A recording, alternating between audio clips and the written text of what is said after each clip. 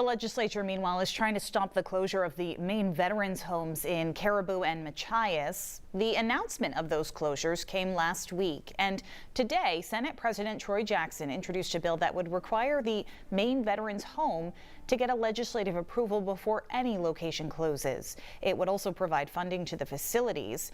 Jackson points to previous legislative action regarding Maine Veterans Homes that removed reference to each of the 6 locations, meaning state approval was only necessary to shutter the entire system. Now it certainly looks like that was a real long-term plan on their part, because they're fighting against that even. If that was back in state statute, they clearly couldn't close one without legislative approvals.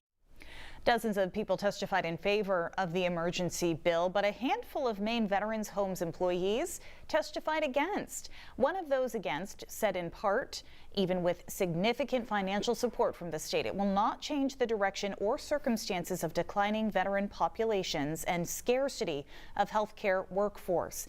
The number of veterans will decrease by as much as 2/3 in Aroostook and Washington counties, according to VA projections.